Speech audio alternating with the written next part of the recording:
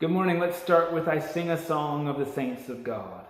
I sing a song of the saints of God, patient and brave and true, who toiled and fought and lived and died for the Lord they loved and knew. And one was a doctor and one was a queen, one was a shepherd, a psalm, a dream. They were all of them saints of God, and I mean God help them to be one too. It's still Monday in Holy Week, and we get to hear a few stories in which Jesus does some strong teaching. And I'm going to split this into the next 3 days. The first story is that Jesus is in the temple. He cleared it out the day before. He turned some tables over. This morning he was anointed with perfume, and now he's doing some teaching, and specifically some people come and they're asking him questions not because they want to learn from him, but because they want to get him into trouble. The first question they ask him is, "Hey, teacher, tell us, should we pay taxes to the emperor or not?" Now you got to know, nobody likes paying taxes. I don't know if you've ever done this. Saved up your allowance to buy a Lego set that was $9.99. And there you went with $10 up. That should have been 1 penny more than you needed. You went to the cash register and they scanned it and you were all ready to pay, and they said, "Yep, that will be $10.79. And you said, "What? The price is $9.99. And they said, "Well, yes, it's $9.99 plus tax." And you weren't ready for that plus tax. And it was a really bad surprise. What do those taxes go to? They go to making the roads you drive on so that you can get to the store. They go to cleaning the roads you drive on so you can go to the store. They go to all kinds of things that are really wonderful things, but it's a tough surprise, and nobody loves hearing that they have to pay taxes. Well, back then it was even worse, because when you were Jewish at the time of Jesus, you had to pay taxes to Caesar, to the emperor, to a person whose religion was not your own, to a person who did not give you freedom, to a person who lived really far away and didn't even necessarily care about your life or way of living, and told you what to do, and you had to obey, or you could go to jail, you could be hurt. You had to pay those taxes. And even like I told you the other day, the coins, just like ours, had pictures, not of George Washington or of famous people that we know and respect, but of the Caesar, of people who said, "Hey, forget about God in heaven. We're gods, so worship us. Give us your work and your money." So they come to Jesus and say, "Should you pay taxes?" And here's the trick. If Jesus says, "No, you should not pay your taxes," he might get arrested by the Roman soldiers. They've already been watching him. They're waiting for him to make a mistake. It's against the law not to pay your taxes.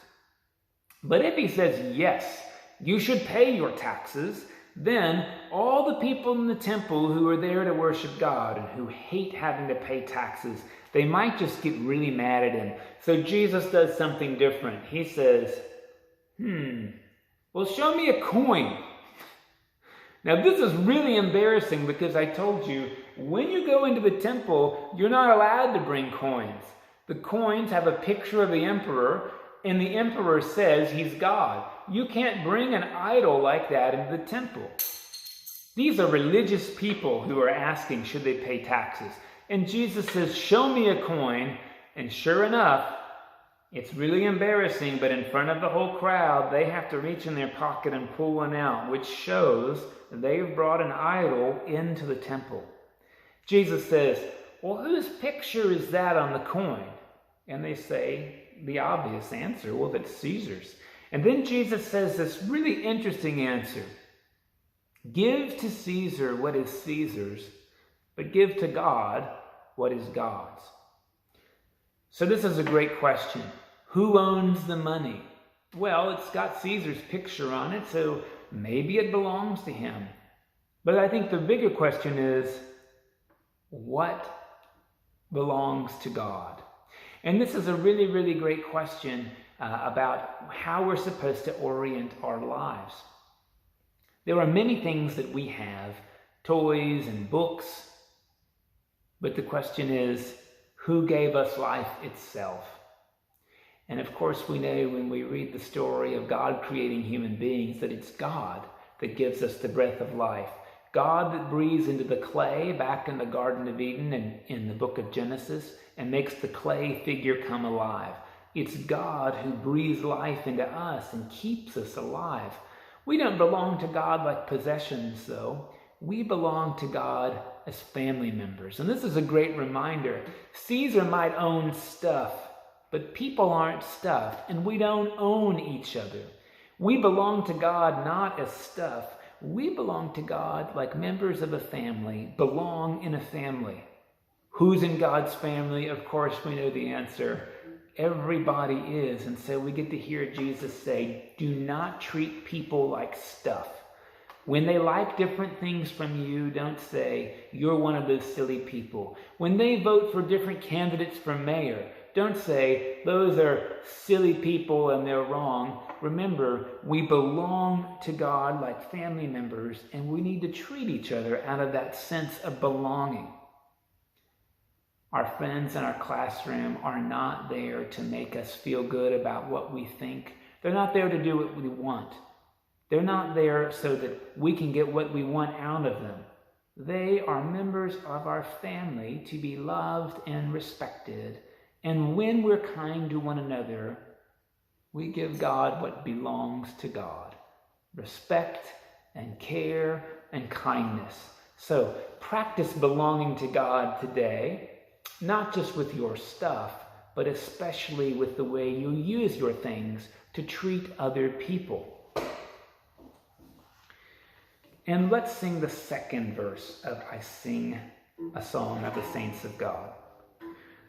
They loved the Lord so dear, God's love made them strong, and they followed the bright